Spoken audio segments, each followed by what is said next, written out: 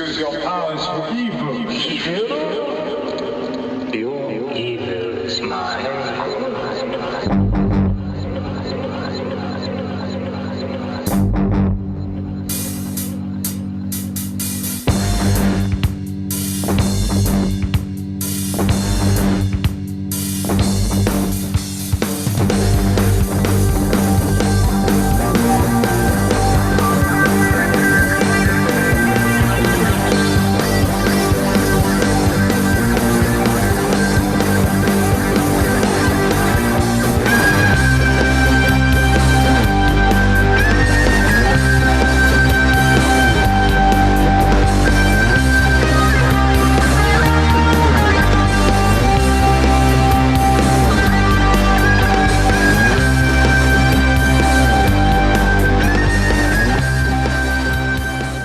Hello, everybody.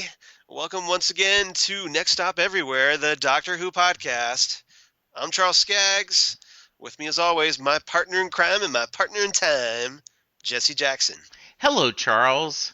Hello, Jesse. It is, as we're taping this, is Super Bowl Sunday, and Yep. neither of our teams are involved.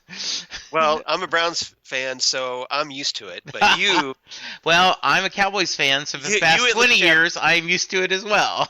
but you at least had a shot this year. Yes, we did. It was nice, and You had a good run. yes, we did. And Chris opened up the NFL awards on TV last night, and we got to see Jason Garrett win Coach of the Year, and he had a nice speech, and Dak Prescott as the Rookie of the Year, and he had Zeke Elliott join him and said, "Where's a knife so I can split this in half," which I thought was a nice gesture.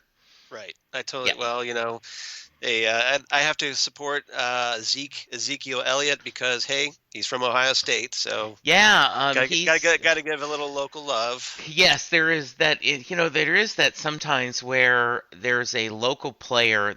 I always feel that about Matt Stafford from Detroit because he went to high school here in Dallas, and he's also a big fan of the sports station I listen to back, and so it's always interesting. But this is not a football podcast. No, It that's is not the last time I checked. It is a Doctor Who, the Key to Time segment. Yes, we're on the third segment in the Key to Time saga. And what you guys so didn't see is I was showing the Yes. box set that I've been enjoying Yes. on the Skype camera. So welcome to episode 74, everybody. Next week or next time, episode 75. Probably might want to do something a little special for that. Yeah, very nice. But this time we're going to talk about the Stones of Blood, the third part in the Key to Time saga, as Jesse mentioned, from 1978, which is also the 100th Doctor Who story, not episode, but story. So in modern terms, you'd call it the Mighty 100, as opposed to the Mighty 200 in the Planet of the Dead. So that in the David Tennant era, but this is also like the 15th anniversary story.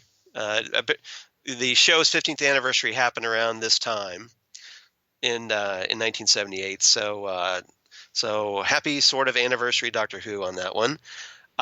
This is written by David Fisher and directed by Daryl Blake. And I'm curious about your thoughts about this one, Jesse. What'd you think about this one? I liked it a little bit more than last week's, but not as much as the Ribos operation. So far, that's been kind of... So this is your second favorite of the three. Yes. Yeah. But I think there's a lot of good here, and I do think it kind of helps support my theory that you have to have a good villain, you have to have a good, the Doctor and the companion, and then another character to kind of cheer for, and we got that in this, I think, a couple of interesting characters. The Professor Rumford? Yeah, Professor Rumford was just a dear. I thought she was a great character. Just so much care. Almost like a female Wilf. Yes. In this story. Yeah, and kind of a temporary companion, Right. because they interacted so much. And then I was trying to remember which Star Trek episode. I guess there were a couple where they had creatures of light that Like the talked, yeah. and so I really liked the judges. Was that the Lights of Zetar, I Yeah, I think? think so. Yeah, yeah. So I liked them a lot. So it was good. Yeah. Okay. I'm glad you enjoyed this one. And you, Sounds sir? like. How about you? I enjoy it. It's classic Doctor Who. Right, It's very rare that I don't enjoy it, right. but yeah, this one's a decent one. I'd say it's about an average Okay, for the Key to Time saga. okay. It's kind of right there in the middle for me. But yeah, we have the Doctor and Romana essentially looking for the third segment. They end up on Earth in this story, so of course, Yes. got to have one of the segments on Earth, right? Well, And I thought about this. I'm like, is this for budget reasons, I or would is think it so. though it But did but not. but half the story does take place on a spaceship Yeah. um in kind of a what do you I want to call it, the like a hyperspace type environment. Yes, but I don't think it looked cheap. You know, Right. um, you Except for know, except for maybe Vivian Faye's silver makeup yeah. Okay, good point. Um, at the end of the story. yes. So yeah. It That was looked pretty cheap. yeah, it did, but it was overall it was I liked it a lot. So go ahead, continue. I just No, yeah. it's fine. So it was in Earth, So yeah, right? basically, so yeah, we're looking for them. They end up in this, a series of stone circles. So we got a little bit of a little nod to England's Druidic history in Yes. this one. And in fact, what's funny is I wrote, "Oh, look, it's a miniature Stonehenge." Because at Yeah, first I didn't know it was in Earth, and then it was like, "Oh, wait a minute, maybe it is Stonehenge." yeah, but it's no. There's No, it there's a wasn't. lot of stone circles around Yes. England, so this is not Stonehenge. But yeah, they call it they describe it's a place called Boscombe Moor in Cornwall, and we meet Professor Amelia Rumford, who we talked about, this very old archaeologist who's like surveying the stones, and her creepy associate Vivian Faye, who ends up becoming, surprise, the villain of the story. So, Charles, I don't think I'm jumping ahead on the agenda, Right. but did did you feel like there was a little bit of a relationship between the older woman and the young woman that in the late 70s you would not talk about on TV? I don't think so. Okay. I saw it as more of a companionship, that she Okay. was younger. Like maybe she figured, well, she's older, so she needs somebody to keep her Okay. company. I mean, if you wanted to read more into that, you probably could. I felt that a little bit, But not in a but bad I didn't way. Yeah. but I didn't really get that Okay. vibe. Okay. Fair enough. But I just think it was more that um, Professor Rumford was old, and then she needed someone around the house maybe to help her with stuff, or just like she kind of had Vivian around as a, because remember, Vivian was from that Yes. area, excuse me. Right.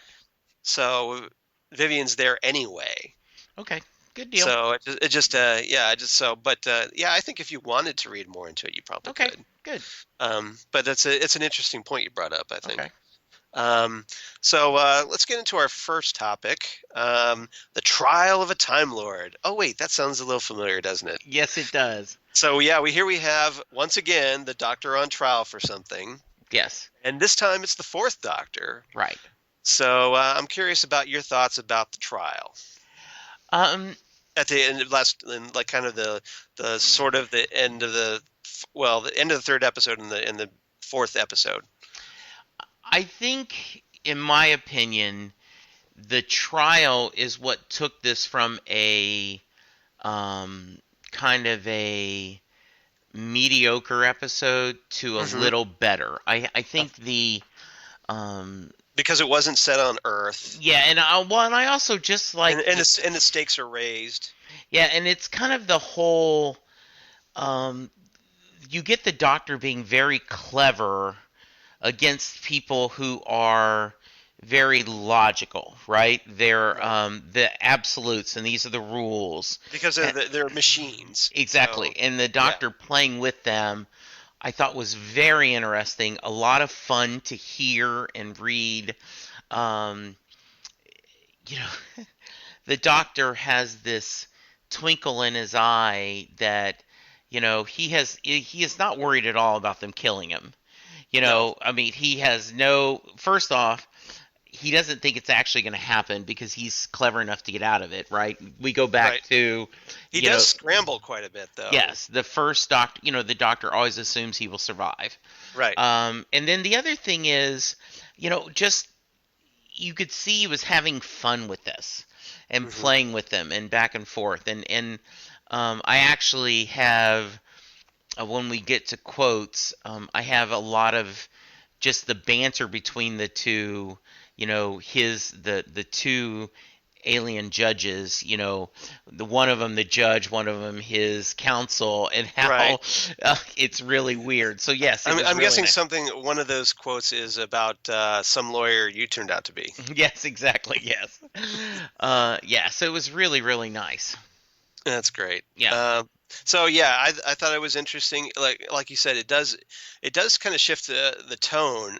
Those first two episodes are almost like a completely different story from the last two episodes. Absolutely. Like the first two episodes, we kind of have it's set on Earth.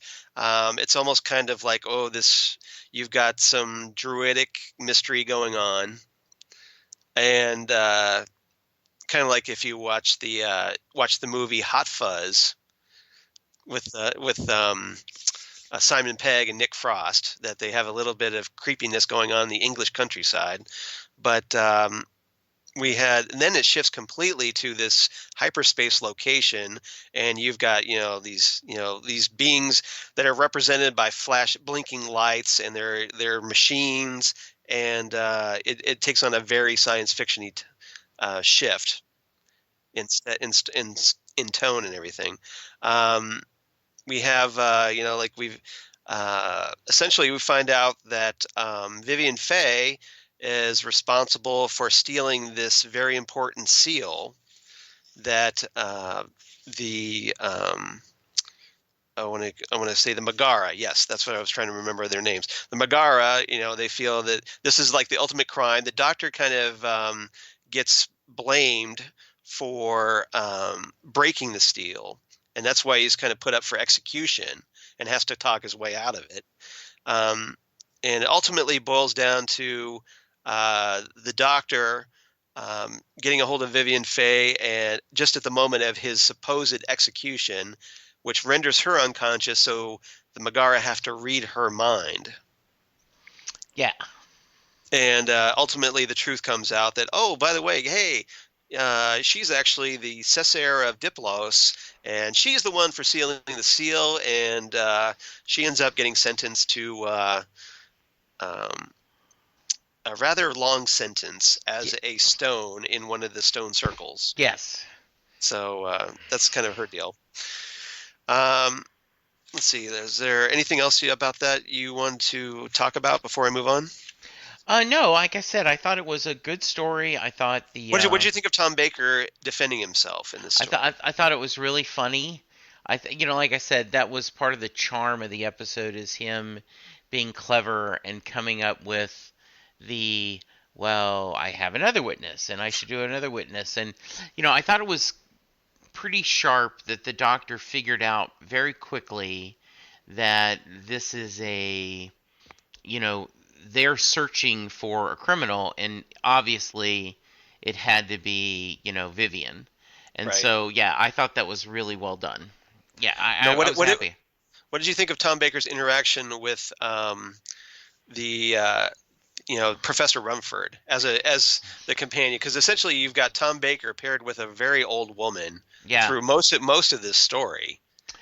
Yeah, she was a delight. She really was. I didn't recognize the actress though. I'm sure she was. I looked in IMDb. I looked up. I think she's just done a lot of English Yeah, movies and whatnot, yeah, in-person movies. So yeah. So she was really charming, and kind of nonplussed. Yeah, I Right. get, just kind of going with the flow, but very sharp, very outspoken, and I Right. think the doctor found that charming. And even though a couple times, And when she's kind of headstrong a little bit because she doesn't like she's ready to dive into whatever's going on. yeah, and She yeah, and I'm sorry, Charles. I thought the idea that she would talk bad about physicists, and he kind of looked a little like, hey, wait a insulted. minute, yeah, and Yeah. like, Yeah. um, one of the things I liked about the professor is her disdain at times for men.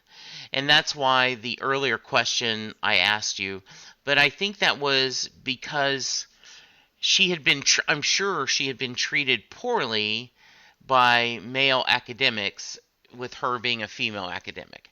And I thought that Right. was a nice in the late 70s when this was filmed, I thought it was a good subplot and an interesting story to come up with. Yeah, and it's kind of very progressive to have her as an archaeologist as opposed to just some lady of the house. Absolutely, I agree. So I thought that was very Okay. good, especially for someone so old, Yes. to have that, and which I thought was great. Um, the So let's move on to anyone for tennis, and that's Romana and Yes. Canine, and once again Mary Tam just being very magnetic on the screen.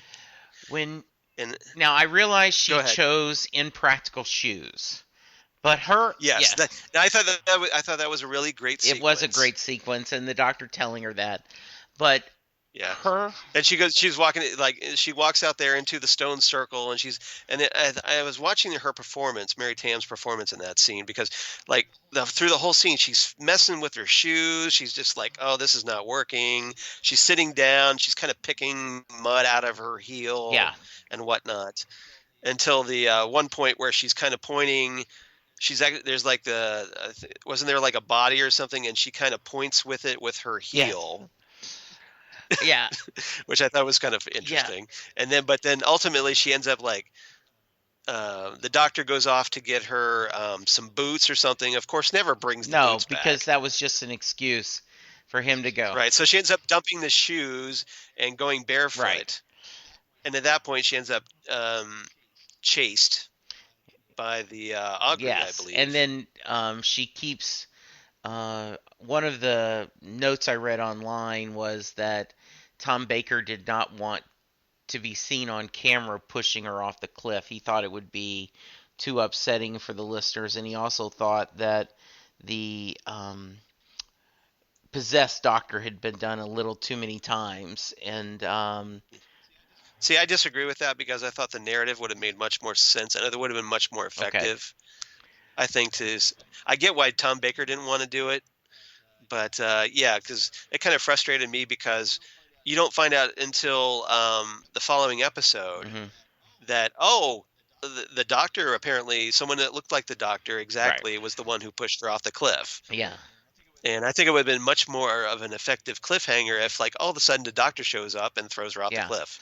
Um, we have some feedback later from a frequent contributor and feedback giver Fred, but so I'm borrowing a little bit of his thunder, but uh, Mary Tam is really charismatic on screen. She is beautiful, and I loved the look of the hair piled up in the hat. I mean, she looked beautiful, and she looked very different. And if she had gotten more practical shoes, she would have been dressed perfectly.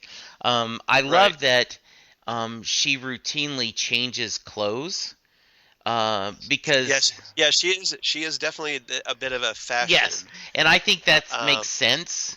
I realize the doctor usually wears the same clothes for a purpose, but I like when the companion changes. I also love the beginning sequence when the doctor can't put the keys to time together. And he's just kind of missing and missing, and she's like, "Oh, I used to be pretty good at puzzles," and she just immediately puts it together.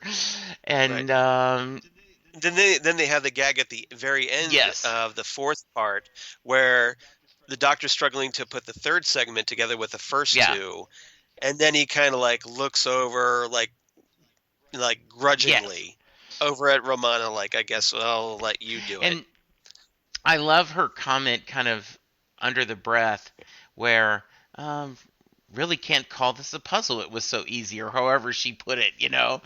Uh, I don't know what you call the column that's in middle of the TARDIS console that's going up and down, but I love that Oh, Baker had his hat the on. t- the t- the time Yeah, I rotor. just love that he had his hat on the top of that.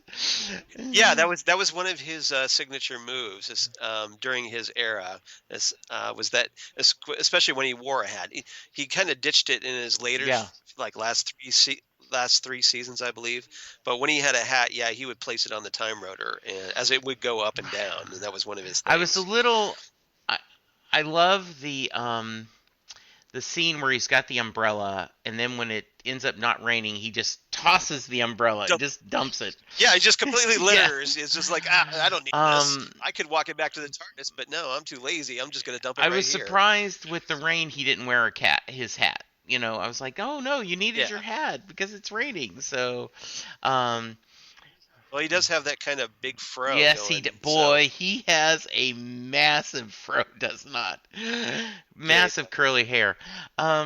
I yeah. did love the scene and where you got your section from, you know, uh, tennis, and she says, "Forget tennis," and K9 goes, "Deleting all references to tennis," and I thought This that is- might come that, back and bite them for some reason. that was a great sequence. That yeah, she just tells, yeah, Romana just tells, or, yeah, she doesn't understand tennis. Kane is trying to explain it to her by offer like what kind of table or what have you, what kind of tennis. She's like, forget Yeah, it. So he takes that very literally because obviously he's a computer and deletes all references to yeah, and you tennis. know what was Yeah, really interesting, Charles, is you have been helping me, my companion, pardon the pun, of hmm Classic Who, and this is really the first segment that we have seen a lot of K9. And yeah, I still don't know if I get K9 as much as some people do, but it is right. interesting, and I did love you've always wanted to be a bloodhound. And K9's like, no, I haven't.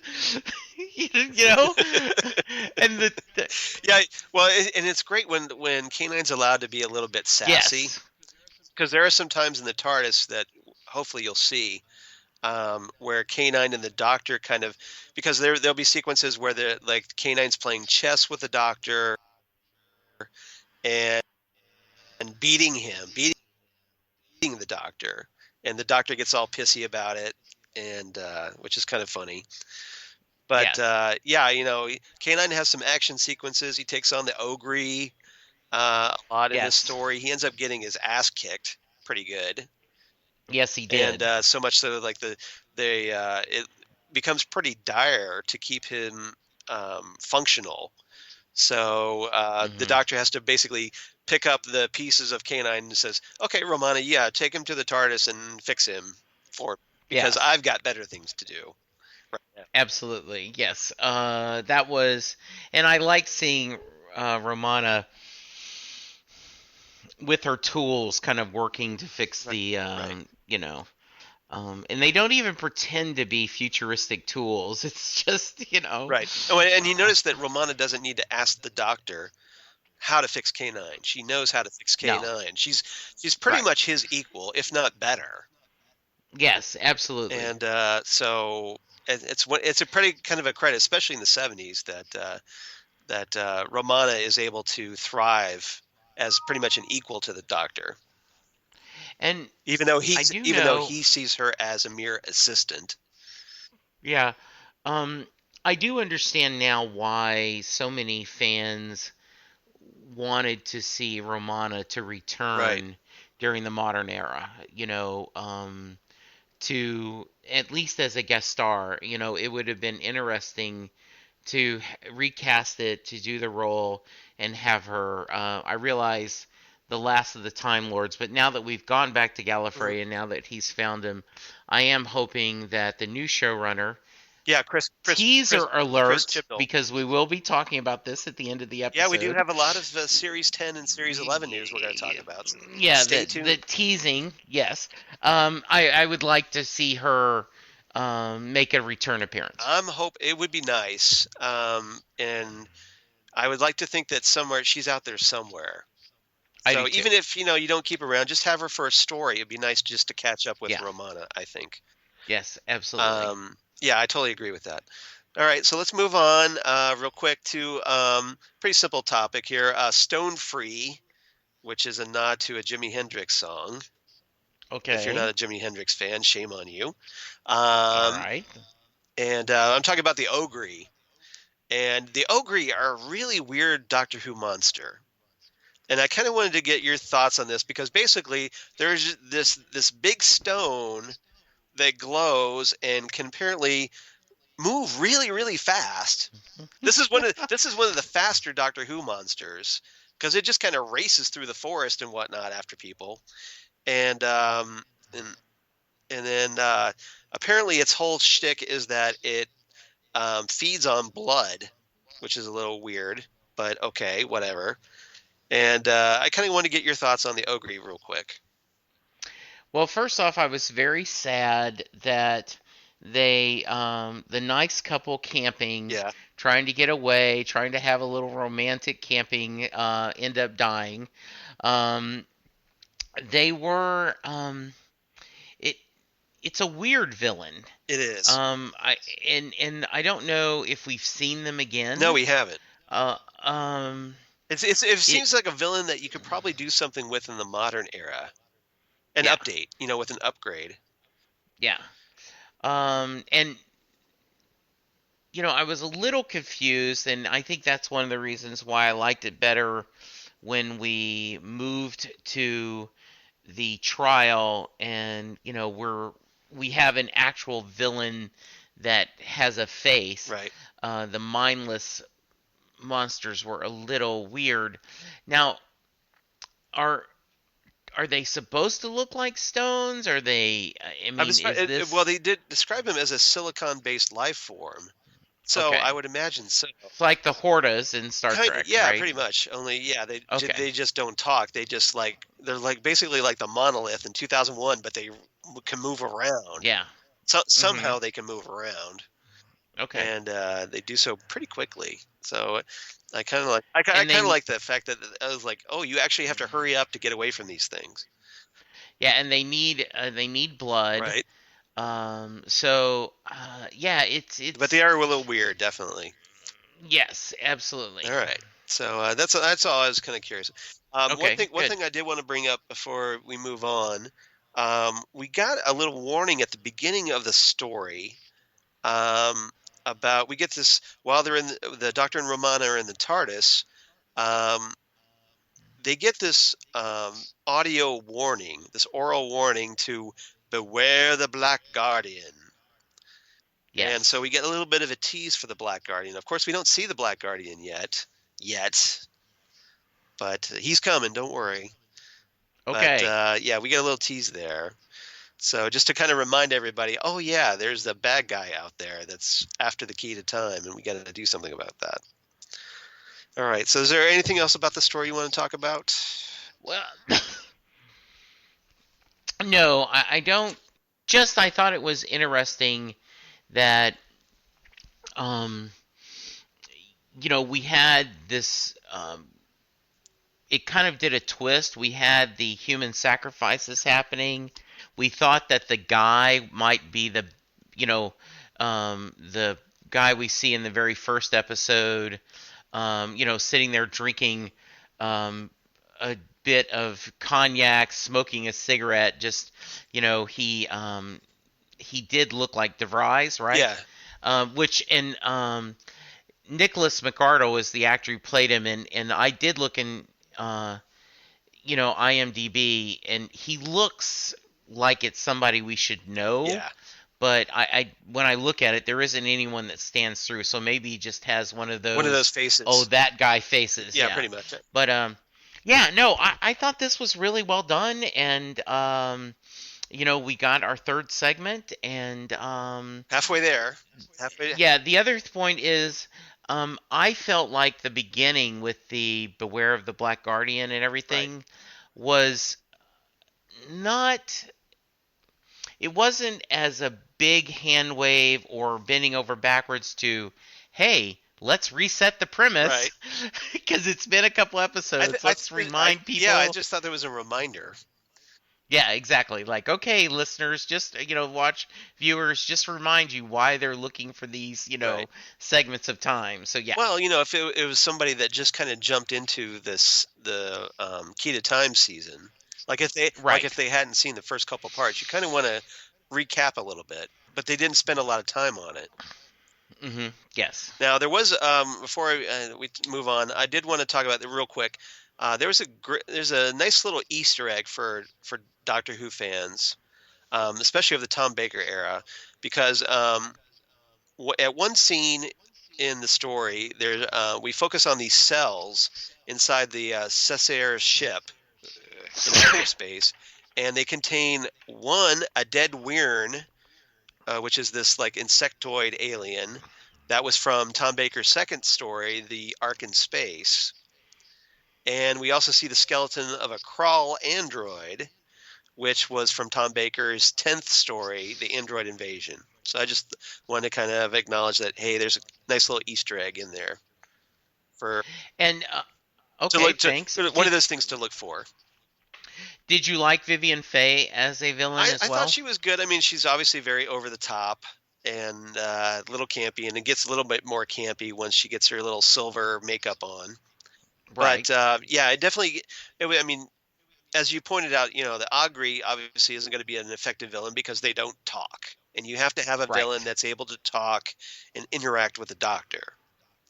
So Yes. obviously she filled that role, and I thought, she was a pretty interesting villain. She had motivation, yeah, and ultimately it turns out right at the end of the story that the seal or what her necklace is actually the third segment to the Key to Time, which the Doctor rips Right. right off her neck just before she gets turned into stone. Yes. That was and now then yes. You wondered also if the other nine travelers were all people that have been criminals they have made into Right. stones. I thought that, I wondered. Yeah, So, pretty much. And so good. at some point they could be released if someone wanted to Yes, go back indeed. and do a sequel to this story at some point. Yeah. Okay. So let's move on to favorite quotes of the episode. You mentioned you had some, so why don't you go ahead first? Yeah, the first one that I kind of mentioned is the Doctor and Canine's, in the second episode. Canine, why don't you bark or something? I'm not programmed to bark, Master. Yes, but listen, never mind about that. I've got a job for you. Now, you've always wanted to be a bloodhound. Negative, Master. Yes, you have. Yes, you have. Negative. Shh. Now here's your chance. Find Romana. And then she says, achievable, Master. The mistress sent blood, tissue type, and alpha wave pattern all recorded in my data bank. Yes, yes. Don't just talk about it, K9. Do it. And I just love that banter back and forth of, this whole, no, I don't want to do that. Yes, you do. Yes, you do. And the Doctor was in the role of a Right? consultant, as I don't know if you've ever dealt with consultants, Oh, yes, I but have. when they come to you and they ask you a question and you give them the answer they don't want to hear, they try to change your mind. They go, no, no, no. What you really meant is Right. this. No, no, no. I meant this. No, no, no. Because my software is going to solve this problem. And if you don't agree with that's the problem, I'm in trouble. Right. Uh, No offense to any consultants out I was there. gonna say, yeah, don't alienate our listeners. Yes, All right, yes, so yeah, I love the dialogue in this, especially Tom Baker's dialogue. You get the really a great sense of how bonkers his Doctor is in this story. yes. I mean, he's just Absolutely. there are some things that just fly out of his mouth that just it comes out like somebody who's completely nuts, Yes, I a agree. madman in a box, if you will. See what I did there? See. Absolutely. Yes, I All right, did. I see all that. right. All So right. one of my first quote is the Doctor talking to Professor Rumford, warning her. He says, "If they should break through, run as if something very nasty were after you, because something very nasty will be after you." Yes. Um, as the official Bruce Springsteen fanatic on the Judging podcast. by your I T-shirt did this week, yes, you wore indeed. the I wrong have shirt to to the give. wrong podcast again. Yeah, damn it. Um, I did want to shout out to the boss's home state because when they ask about you have a mechanical dog, and he says Yes. they're all the rage in Trenton, New Jersey. I thought you would get a kick out of that. Yes, I did. I like that a lot.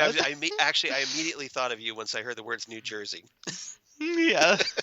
All That's good. right, next, sir. My quote is another exchange between the professor and the doctor, where Professor Rumford asks the doctor, "Are you from outer space?" And the doctor replies, "No, I'm more from what you would call inner time." As in, Yes. inner space, outer time, or outer space, Yeah. inner time. Excuse me. Yeah, I thought that was good. And then I've got a couple here, and I'll just pick one or two. But in that last episode, when they're back and forth of the legal codes, are just hilarious. And as you talked about the great lawyer you turned out to be. Right.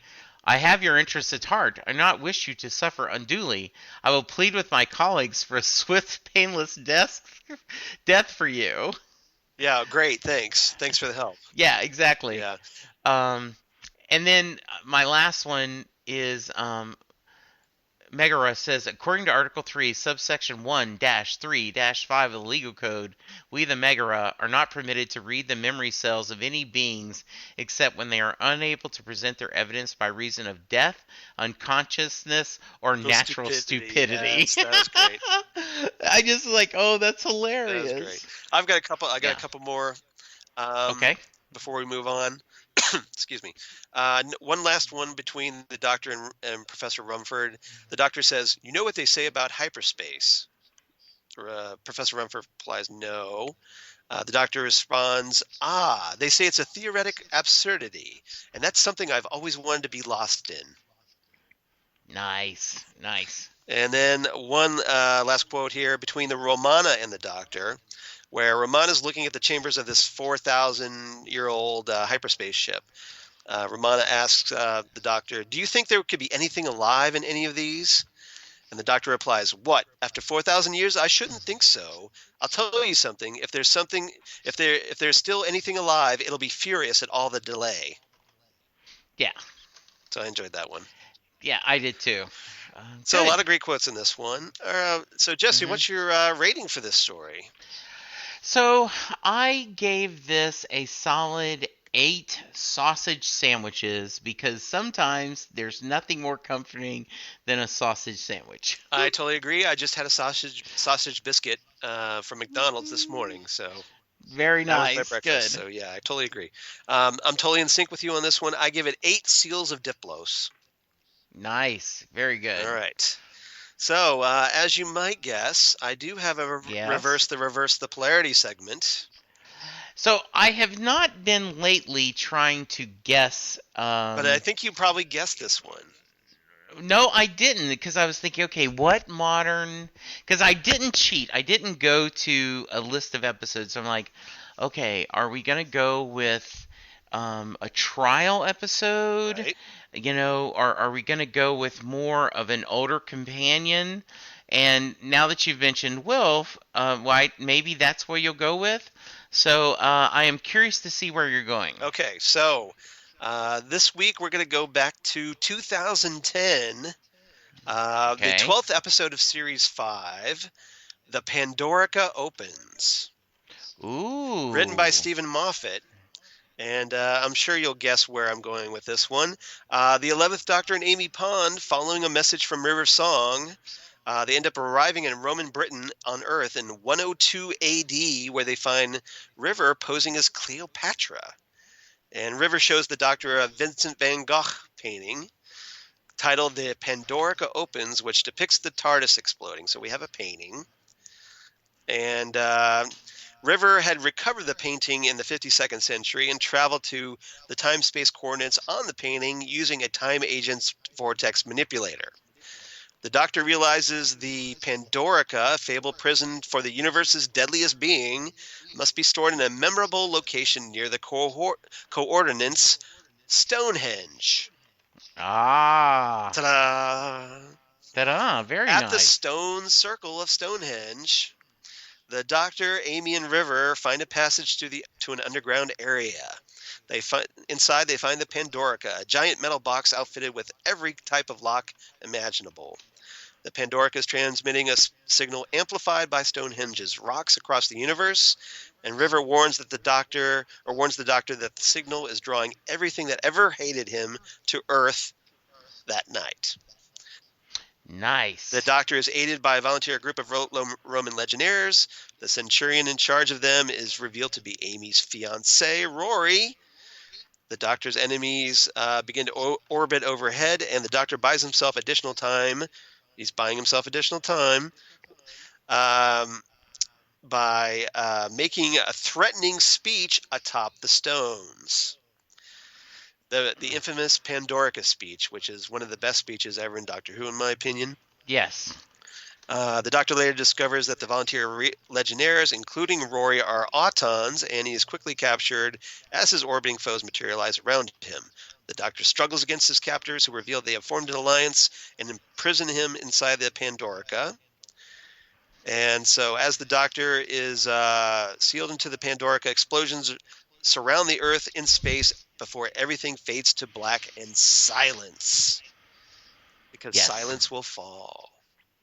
Right. So yeah, if you're kind of in a mood for a little stone circle action, definitely check out the Pandorica Opens. And the second half is, I think, a lot of ways,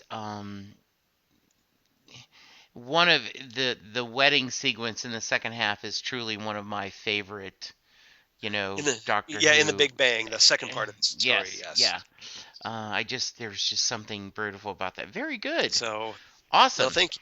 All right. Before we move on, Right. to discuss some ideas, I'm not going to read all of Fred's email. Fred Firestein sent a wonderful email saying, I just sending feedback at the last minute because I just managed to obtain this episode yesterday. I don't recall if I'd seen this story to Key to Time series before.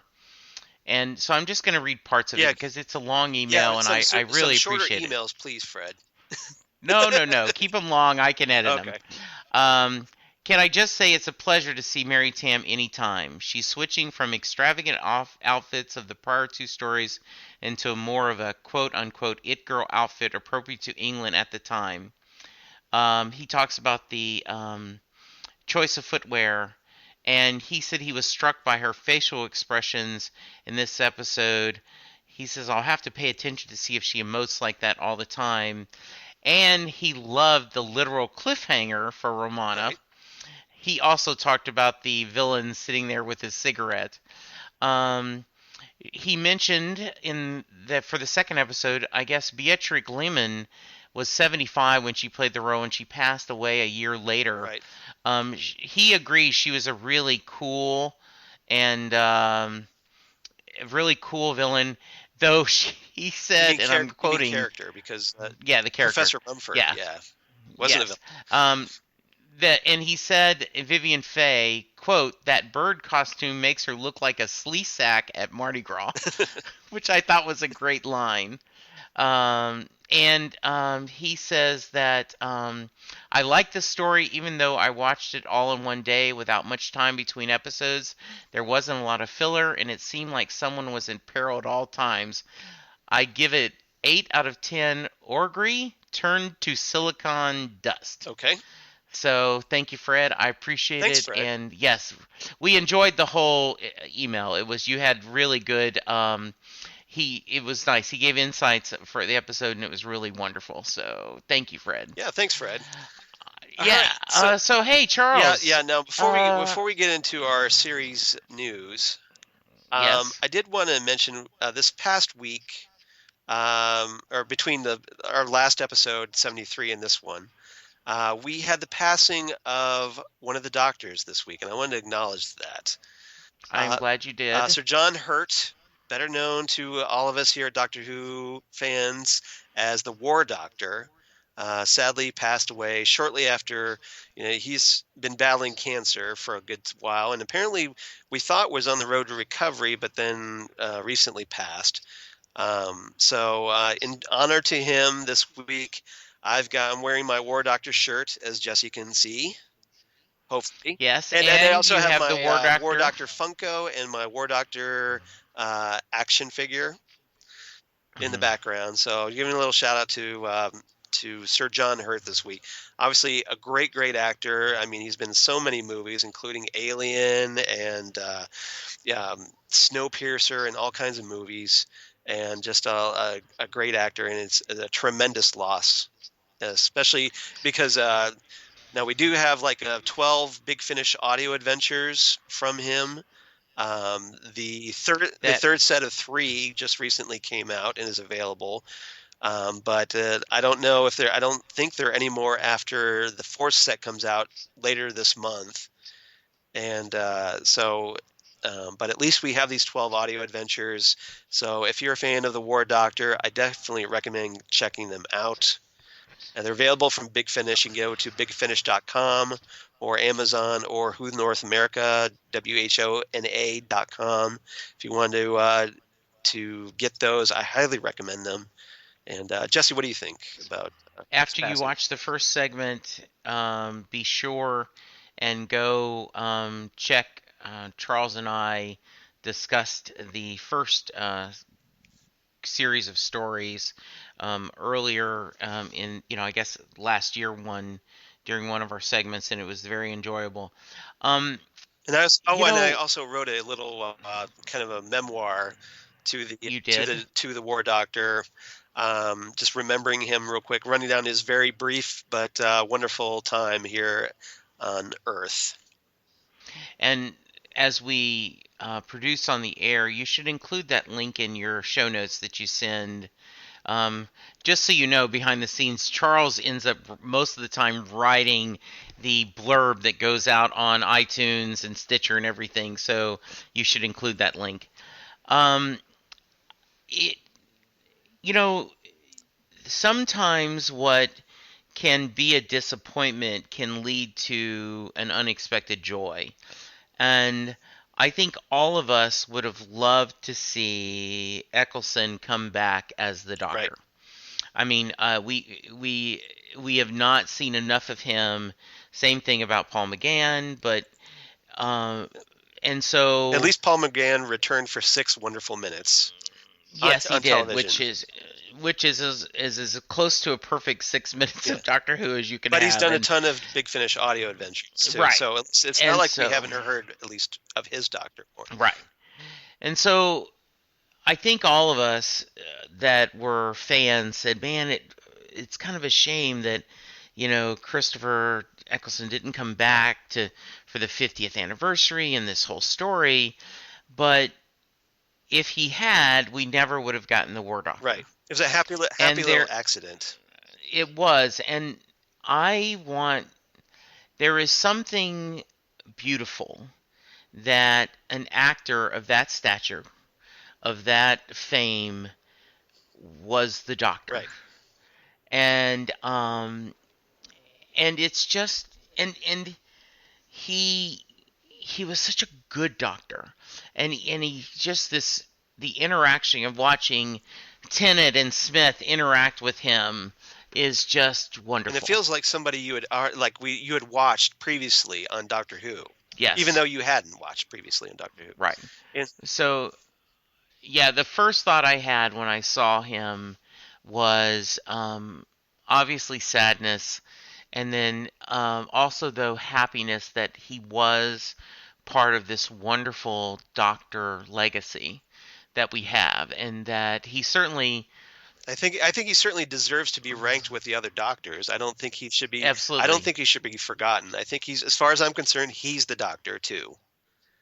yeah, I totally agree, and I think um, He counts as far as I'm. he does count, and I think he's an important transition. And I realize maybe for a lot of us, he was amazing in Alien Right. and The Elephant Man and Right. all these other great movies, but in my heart, just there's a little special place for We Lost the War Doctor. Yep. So thank you, Yeah, Charles. yeah. I just want to Absolutely. acknowledge that because obviously I it's did. a big blow to Doctor Who fans, but just cherish what we have of the War Doctor. Absolutely. All right, so on to Absolutely. better news. Yes. Let's talk about, well, sort of, because the first thing we need to talk about is also got some big news this past. We had a lot of news come out in this past We since our did. last episode. We had Peter Capaldi um, publicly stating that at, after the Christmas special at the end of this year, he's leaving the role of the Doctor.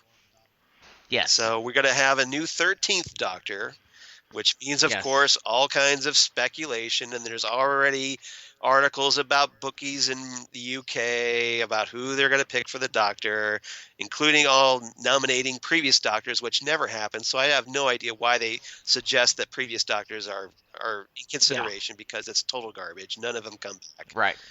So, but so we've got that. But so we only have 13 more episodes with the 12th Doctor. Yeah, and I was reading an article today before we started recording that they said at the earliest there'll be an announcement is this summer, Right. So we got a long and wait, that people.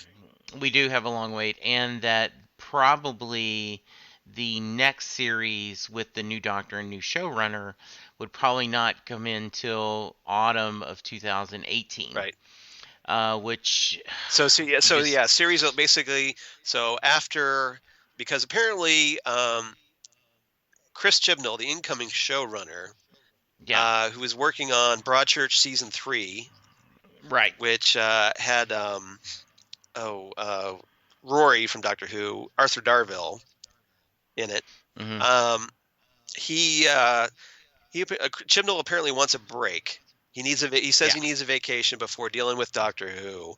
So so he's going to take a break and then probably come back, like probably the end of the summer, I'm guessing, or start work. I yeah, don't know, but obviously he's going to have the say in who the 13th Doctor is.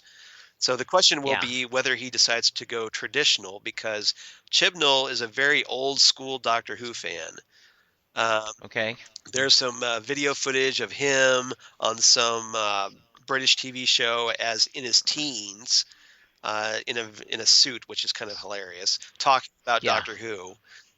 So he's a very old school fan. So the question will be: will this 13th Doctor be a traditional type Doctor, or will it be someone new, like perhaps like a person of color or a woman? So we'll Right. find out. But that's a long And ways off. So it is a long way off. pace yourself, fans. I did get stopped by a coworker at my office going, "So how do you feel about a woman doctor, Jesse?" And I said I'd have no problem with it. And she was a little more concerned that it would be just for political reasons. And I said, no, I said, I don't think that would be the reason why. I think they will decide. What I do wish, and it's not going to happen, Charles, but I wish that the BBC would say, okay, this is a long time to wait between Right. seasons, and let's fund some standalone movies and bring back, hey, Paul McGann, let's have you do a 90-minute movie. I Matt Smith, let's do a undocumented episode with you, and let's get you, Amy, and Rory to do a standalone movie. but the question is, though, who oversees that? Because Right. you've got Moffat leaving and Chibnall coming in. He's working on series 11. Yeah. So So I say, you you could have let's throw a bunch of money at Russell T Davies to do a standalone movie, or to have someone that, because it's a standalone movie, you don't it would not affect the future series at all, that you could just use the script overlay to say, okay, we're going to make sure this is kind of fits in the continuity blank. I know it's not going to happen, but I just would love it would that be nice to have as like an interim series of Eighth Doctor adventures, for yes. example. Yeah, and even if you can't do a whole series, just some Even standalone. some short, like mini episodes, like Yes, the Night of the absolutely. Doctor would be great. Yeah, it would be very nice. So, I totally so agree. But yeah, yeah, so basically, it boils down to the schedule is Doctor Who is back. We actually have a premiere date with April 15th, tax day here in the States. yes, So we get the series 10, and then that will run its course over the April, May, and June. Then we have another hiatus until Christmas, where we right, get the Capaldi's last episode and the yes, regeneration. And then we right, have another long hiatus until from that until autumn. So looking at September roughly. yes. So 9 months to kill after the Christmas special. And that's okay, listeners, because Th- Charles and I are here for you, Thankfully, and we've we will got continue. yeah. Thankfully, we've got 53 years of Doctor Who. So I'm pretty sure Yes. we could fill it. Yeah, I'm throwing out. I think we should do Colin Baker's Trial of a Time Lord. This reminded me of Yep. that. That may be a good one to go Oh yeah, through. yeah. That was definitely Yeah, on my thinking about yeah, some other running things. through the long sagas here as we Absolutely, try to help fill that gap. and there are certain modern era episodes that we've never discussed because we didn't officially start covering this until. We did it until Capaldi's era. That's Yeah, right. Yeah. so yeah. There's plenty of ninth, 10th, and 11th Doctor episodes we have still to Yes, cover. that will do it. Yes. So so yeah, there's a lot to cover here. So we have Yes. so and not to mention we could always go back to more Big Finish if we wanted to. Right. There's Torchwood, there's the Sarah Jane Adventures we could do. Right. So there's lots to cover. Yeah, we will. Torchwood Children of Earth may be an interesting thing to have Yeah, discussed. we could do that. So, yeah, so anyway, as we once again produce on the air, Uh-huh. Charles, if someone wants to reach the show the way Fred did, tell us how they can. Well, first I want to talk about what we're going to cover next week. Or Oh, okay, I'm next time for sorry. our 75th episode of Next Stop Everywhere.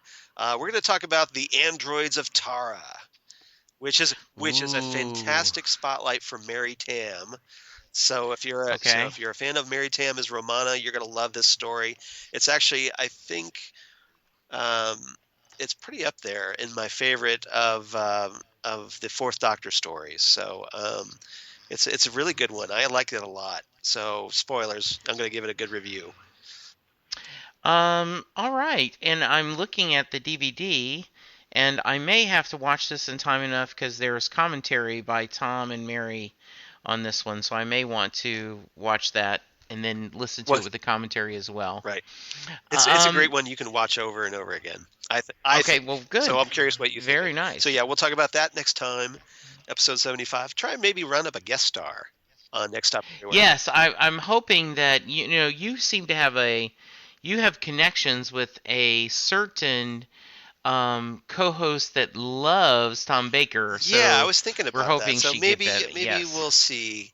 So we'll just tease that. Hopefully we'll see if we Yeah. can round her up for episode 75. Uh, Yes, and I want to reach out. I think it'd be fun since Ken, take a yep. drink, is also a big Tom Baker fan. That maybe before we finish this series, I'd like for him to join us on one to talk about it because that would be fun. Yeah, I think so. I I think so always too. I'm love, always up for Ken yeah, returning. I think he's great.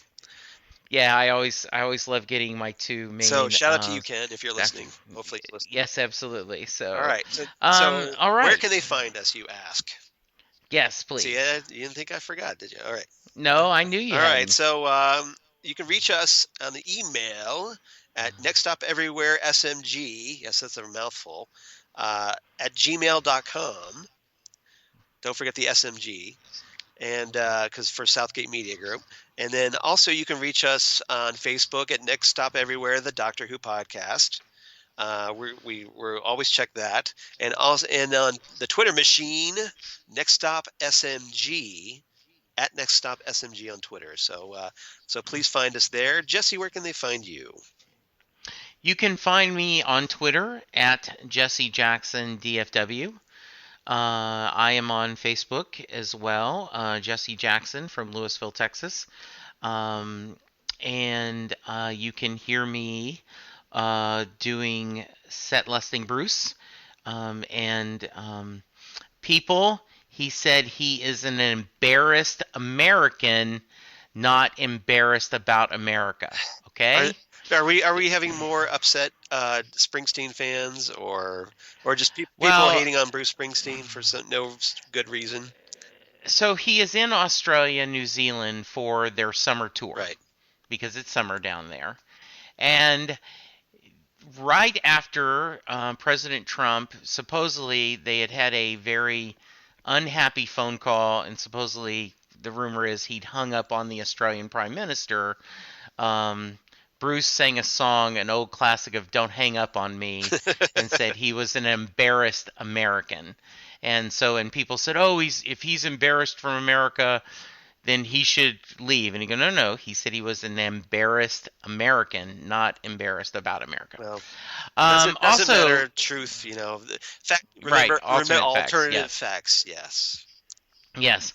And also, we have not plugged in a while, but we do have a wonderful Next Stop Everywhere t shirt that is Yeah. available. And when you pick that, it helps defray cost of the show. Charles and I get nothing, and the money goes to covering And because, believe it or not, this does cost a little money to host it and publish it and everything. So if you get a chance, and it's a cool looking shirt designed by a friend of the show, Tom Zoller. yeah. So I think that please. I'm glad you brought up the shirt because we haven't talked about it for a while. So Yeah. please get yourself one of these cool Next Stop Everywhere T-shirts. And I've Yes. got details on how you can do that on our Facebook page and also on my blog of geeky things, Damn Good Coffee and Hots. So Yes. Which is a perfect it's a segue. perfect How can they segue. reach you? Yeah, so you can find me on my blog, Geeky Things, at Damn Good Coffee and Hots, where I talk about the T-shirt and Doctor Who, Next Stop Everywhere, and all kinds of stuff. Lots of comic book news, TV, movie news, and then of course on the Twitter machine at Charles Skaggs, on Instagram at Charles Skaggs, coincidentally enough, Facebook of course, and then of course Google Plus for all you crazy kids on the Google Plus. Shout out to Karen, who hopefully will join us for episode 75. Yes. Uh, and that's probably about it. But and oh yeah, my other two podcasts, one that I do with Karen, the Fandom Zone podcast, um, and which you were kind enough to help us out on, Jesse. Thank you so much for helping fill in for Karen last. That was a lot of fun. Yeah, you're always welcome back. Hopefully Okay. we'll have you back for episode 100, which is Yeah. coming up soon. And then my other podcast, Ghostwood, the Twin Peaks podcast, which I do with Zan Sprouse, wife of comic book artist Chris Sprouse. And we're big Twin Peaks fans. So if you're looking forward to the new series on Showtime, or you're just a Twin Peaks fan from back in the day, please check us out. Yeah. Please. Yeah. I'm really looking forward to. I kind of watched Twin Peaks just as a Right. casual fan, so I'm kind of looking forward to, kind of seeing this new series with your kind of hand holding me. Right. No, I definitely And recommend Twin Peaks is on Netflix. So if you okay, wanted to catch up, now's the great time to do it. okay, So it's on Netflix, or you can obviously other sources. But Karen actually went through just recently, watched season 1 because she's hmm expressed interest in possibly being on Ghostwood at one point. okay, So yeah, it'd be great to have you on. If you're, I definitely recommend watching seasons 1 and 2 at least. okay. And That then sounds good. the Twin Peaks Fire Walk with Me movie if you're so inclined. But definitely at least watch seasons 1 and 2. But Yes. it's not a lot of episodes. The first season is only 8 episodes, but Okay. and the second season's a full season. But Okay. Good. I'll have to check that so that out. doesn't take won't take you long to get through. If you're looking for something to Okay. watch over the summer while you're waiting for Doctor Who episodes, because we're waiting for Doctor Who episodes, so gives you Yes. something to do. Absolutely. All right. Yes. All right. All right, that's about it. Next time, obviously, we're going to talk about the androids of Tara. So I think that about does it. Jesse, do we have a quote to send us off? We do have a Awesome. quote. Though I want to lecture poor Tom Baker again. Quit dragging the scarf. But now I realize that's part of his Yep. shtick. Um, It bugs you when he drags it in the mud, doesn't it? It does. It does. It bothers me. But Because he does I that a now lot in this want. story. He does. I have a wonderful Janice who used to be on the Castle podcast with me knit Not a not TARDIS Janice scarf from for me. accounting. Not Janice from accounting, no, Janice. And she sent me about a year ago a beautiful blue TARDIS with the scarf, so it has the little windows at the end. And I love wearing it during the winter, but I always look at the Tom Baker scarf and go, gosh, I need one of those. I need one of those. Anyway, thank you, Charles. Thank you, listeners. We're going to end with Keep Hope Alive. And a reminder, you should always waste time when you don't have any time is not the boss of you. Rule 408. Very nice. So, yes, indeed. Thank you, listeners. We'll talk to you soon. Bye, everyone.